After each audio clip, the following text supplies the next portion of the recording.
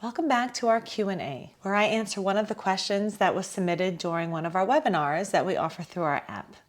Question: I have been agoraphobic for 17 years now. I'm scared it's been so long that I will never be able to get out. I also haven't been out alone or home alone at all for over 13 years. Where do I start? As I don't have anyone to go anywhere with, and it feels like jumping in the deep end alone, and I am just too scared. Same with being home alone. Where or how should I start? First things first, start small. But before we even start or head out or come with a exposure therapy plan, we want to start with the basics and the crux of DARE. At some point along the way, your body got the message that leaving your house was inherently danger for some reason, okay? And when your body senses danger, your body sends you fear for danger so that you could use it if needed. And so when your body enters survival mode, if needed, you will then use that to engage in survival behaviors, which is any version of fighting, fleeing, freezing, or protecting yourself. So in this particular situation, if every time you stepped out of the door and your body released fear and you stepped back in, the message that your alarm gets is outside must be danger. We sent her fear to alert her that she's outside, and she engaged in a survival behavior. It's a version of flee and a version of protect. You stepped back in and now you don't go out. And that's useful if outside is on fire or outside has a murderer hanging out, running around your neighborhood. But when it's just fear that's not paired with danger and we start making decisions based on fear, then fear gets marked as the danger. So first things first, you're going outside not to stick a flag in the ground and claim your space back and not to survive through. The situation is not the thing we're going to beat or win. The whole point of going out is to sort of send this message to your body that outside is actually safe, whether you're scared outside or not. So your body is allowed to release fear, and you are going to be the decision maker. And I know this sounds weird, but it's getting better at being scared while you're outside without treating outside as danger.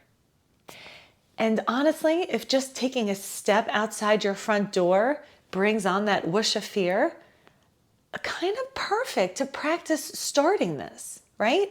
You don't have to go 20 miles a day waiting for fear to show up so you can practice being scared there. If you open your front door and you step outside and that rush of energy shows up, that is an absolutely perfect opportunity to practice. And you're going to kind of follow the steps of, oh, hey body, thanks for the fear. What's this fear for? When the fear shows up, we usually go eyeballs in and look at our own fear, and then we run home trying to not be scared, okay? Instead, fear is present in my body. It's uncomfortable. It's safe. Not only is it safe, it's to keep me safe for danger. Oh, hey, what's this fear for? Eyeballs out. Look out.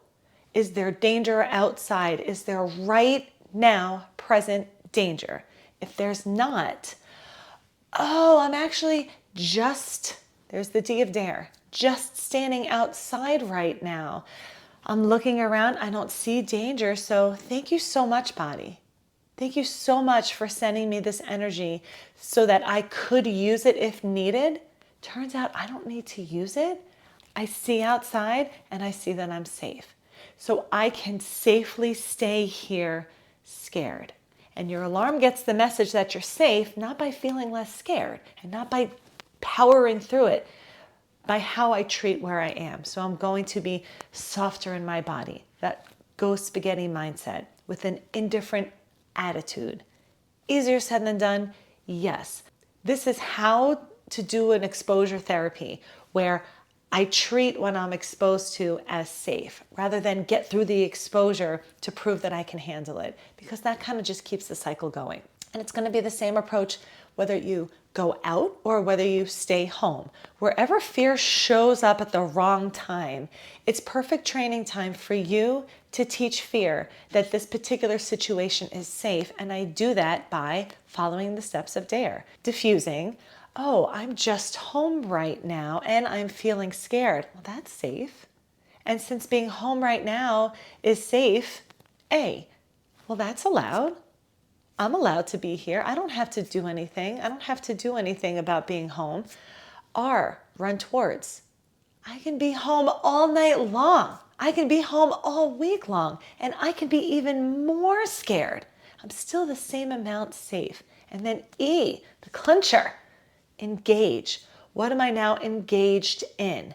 Am I still engaged in looking at the clock or looking at scared to see if it worked? Your alarm gets the message that you're safe by going back and engaging in life's behaviors. So carry on doing what you were doing if somebody was home with you, if you weren't scared, if you felt good. Your alarm sees how you act. It understands the language of behavior. So I'm going to start acting as if I'm safe. To help get you started, there are a lot of sections on the app that address this. In particular, I have a section called Dare in Action.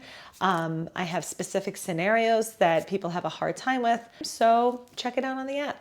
And if you have a question you'd like answered, feel free to submit it through our app and we will try and get to it on our next webinar.